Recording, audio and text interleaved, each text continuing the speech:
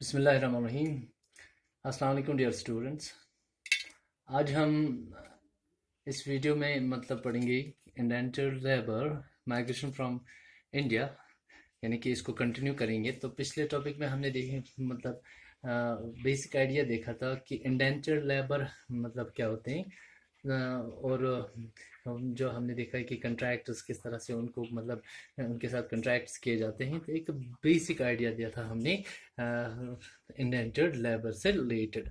तो आज हम उसी को कंटिन्यू करेंगे उसके सेकंड पार्ट में कि इंडेंचर्ड लेबर जो होते हैं वो किस तरह से जाते थे और क्यों जाते थे, और किसके थ्रू जाते थे, किन किन एरिया से जाते थे इंडिया इंडिया से बाकी जो दूसरी कंट्रीज के लिए माइग्रेट करते थे एज इंडेंचर्ड लेबर। वो सारा कुछ हम आज देखेंगे।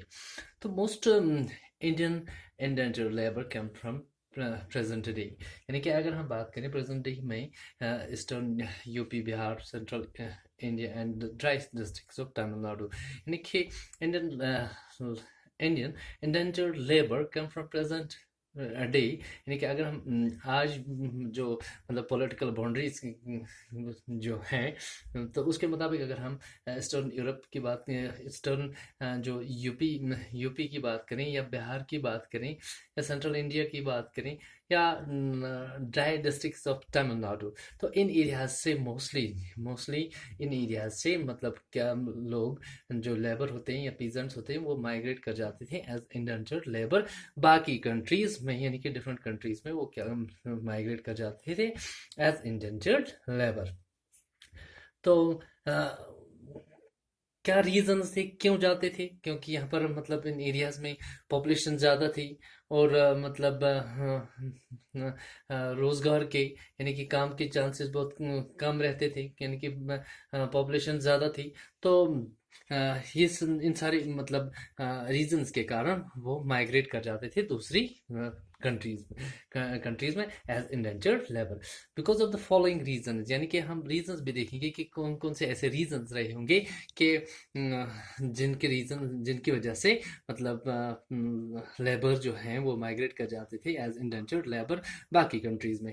तो जैसे हमने कॉटेज इंडस्ट्रीज की अगर हम बात करें तो कॉटेज इंडस्ट्रीज डिक्लाइनड एंड रेंट रोज, यानी कि अगर हम कॉटेज इंडस्ट्रीज जो स्मॉल बिजनेस यूनिट्स थे वो डिक्लाइन होने शुरू हुए थे, डिक्लाइन हो रहे थे, एंड रेंट जो थे वो ज़्यादा हो गए थे।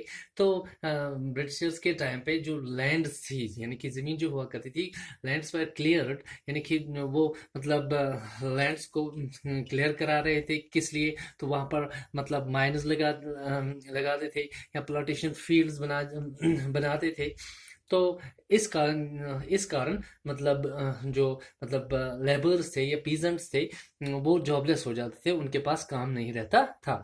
तो दे फेल टू पे रेंट, यानी कि वो रेंट भी पे नहीं कर पाते थे।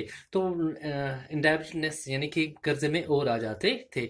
तो जब जो काम नहीं रहना या कर्जे में फंस जाना, तो वो बेहतर समझते थे कि इसे माइग्रेशन ही की जाए। तो क्योंकि जब काम नहीं रहेगा एक जगह, तो वहाँ पर कर्जे में और जा रहे हैं, आगे जा रहे हैं, तो वो उन्होंने बेहतर समझा कि माइग्रेशन की जाए। तो अब देखते हैं कि किन किन जगहों पे उस टाइम जो इंडेंचर्ड लेबर करते थे वो किन किन जगहों पे माइग्रेशन यानी कि माइग्रेशन करते थे, किन किन जगहों पे वो एज इंडेंचर्ड लेबर जाते थे। तो हम कैरेबियन आइलैंड्स की बात करेंगे। तो कैरेबियन आइलैंड्स में वो माइग्रेट कर जाते थे, जिनमें अगर हम कहें ट्रिनिडाड, गयाना या एंड सुरीनाम जो आइलैंड कंट्रीज हैं, तो यहाँ पर वो माइग्रेट कर जाते थे। तो आज भी अगर हम इन आइलैंड्स की बात करें तो वहाँ पर हम इंडियन कल्चर देखने को मिलेगा, क्योंकि उस टाइम के जो लेबर्स, इंडेंचर लेबर्स, वो उस टाइम वहाँ जाते तो वो अपना कल्चर भी साथ लेके जाते थे। तो आज भी इंडिया का कल्चर इन आइलैंड कंट्रीज में देखने को मिलता है, यानी कि कुछ कुछ हद तक मॉडिफाई हो गया, चेंजेस आ गए होंगे, लेकिन आज भी देखने को मिलता है। तो अगर हम मॉरिशस की बात करें तो मॉरिशस जाते थे, फिजी जाते थे, साइलोन जाते थे। यानी कि साइलोन की अगर हम बात करें तो साइलोन श्रीलंका का पहला जो पुराना नाम था, वहाँ जाते थे। मलाया यानी कि मलेशिया जाते थे, एंड असम। तो असम में जो प्लांटेशन फील्ड्स थे, प्लांटेशन गार्डन थे, तो उनमें भी मतलब जो लेबर्स काम करते थे एज इंडेंचर्ड लेबर्स, वहाँ पर भी एज इंडेंचर्ड लेबर्स मतलब लोगों को लिया जाता था। जैसे कि हमने नॉन कॉपरेशन मतलब rise of nationalism in India में देखा था। नॉन कॉपरेशन मूवमेंट जब लॉन्च हुई थी तो किस तरह से वो जो प्लांटेशन फील्ड्स में वर्कर्स काम कर रहे थे, तो उन्होंने मतलब क्या समझ के वो प्लांटेशंस मतलब वो फील्ड्स छोड़ के निकल आए थे।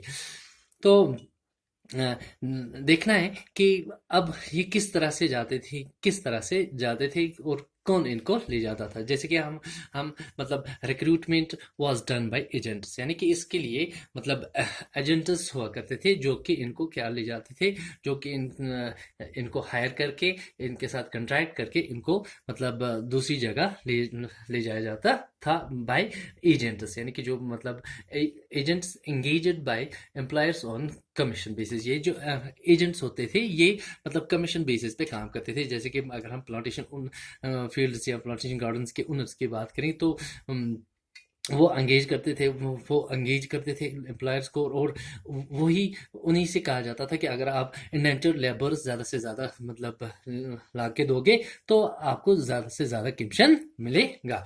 तो यहाँ पर अगर हम माइग्रेंट्स की बात करेंगे तो होपिंग ऑफ एस्केप पॉवर्टी और ऑपरेशन, यानी कि वो जो माइग्रेंट्स होते थे जो मतलब एक जगह से दूसरी जगह माइग्रेट कर जाते थे, तो वो सोचते थे कि हम पॉवर्टी में मतलब हम जी रहे हैं तो इससे बेहतर और क्या होगा। तो वो मतलब माइग्रेट करते थे एक जगह से, एक कंट्री से दूसरी कंट्री। जैसे कि हमने आइलैंड कंट्रीज की बात की है, जैसे मॉरिशस है, फिजी है, सैलोन है, या मलेशिया की अगर हम बात करें तो वहाँ माइग्रेट कर जाते थे। और ये जो एजेंट्स होते थे ये बड़े ही मतलब क्या शातिर लोग होते थे।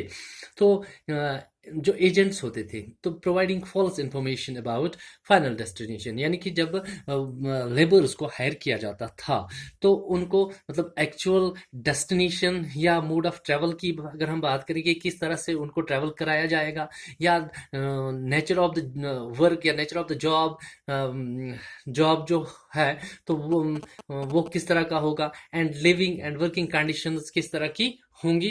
तो ये इस सारे से रिलेटेड उनको क्या दिया जाता था, एक फॉल्स इंफॉर्मेशन दिया जाता था। यानी कि उनको हायर किया जाता था किसी एक जगह के लिए, लेकिन बाद में उनको किसी और जगह मतलब पहुंचाया जाता था। किसी और काम के लिए उनको कहा गया होता है लेकिन कोई और काम कराया जाता था। तो यहाँ कह सकते हैं हम कि फोर्सफुल एब्डिकेशन ऑफ वर्कर्स की अगर हम बात करें तो इस तरह से मतलब वर्कर्स को लिया जाता था।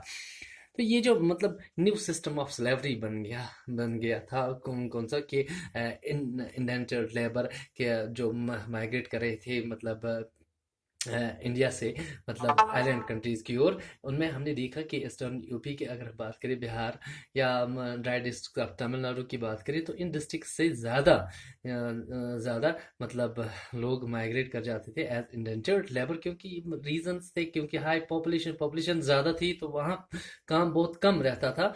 कि अगर हम अ, मतलब मेट्रोपॉलिटन सिटीज को मतलब जैसे कि अगर हम वहाँ पर अपॉर्चुनिटीज वास्ट होती है, लेकिन वहाँ पर मतलब सर्वाइव करना थोड़ा डिफिकल्ट होता है अगर हम उसको कंपेयर करें कि रूरल एरियाज के साथ। तो यहाँ पर इन एरियाज में पॉपुलेशन ज़्यादा रहती थी तो काम कम रह जाता था। तो कुछ ये रीजंस की वजह से लोग फिर माइग्रेट करना पसंद करते थे, एक मतलब यहाँ से दूसरी कंट्रीज। और खास मतलब मेनली कहाँ जाते, जो मेन डेस्टिनेशंस है वो कैरेबियन आइलैंड्स हैं। आइलैंड्स है जिसमें ट्रिनिडाद है, गवानिया है, सुरीनाम है, या मॉरिशस, फिजी, साइलोन, ये सारी कंट्रीज। और अगर हम खासकर असम की बात करेंगे तो असम में जो प्लांटेशन फील्ड्स हैं वहाँ पर भी मतलब लेबर्स को एज इंडेंचर्ड लेबर यानी कि बॉन्डेड लेबर मतलब उसको लिया जाता था काम कराने के लिए। तो ये हमने देखा कि जो इंडेंचर्ड लेबर हैं ये किस कहाँ से जाते थे, किस तरह जाते थे और कैसे जाते थे, कहाँ जाते थे, मतलब माइग्रेट करके।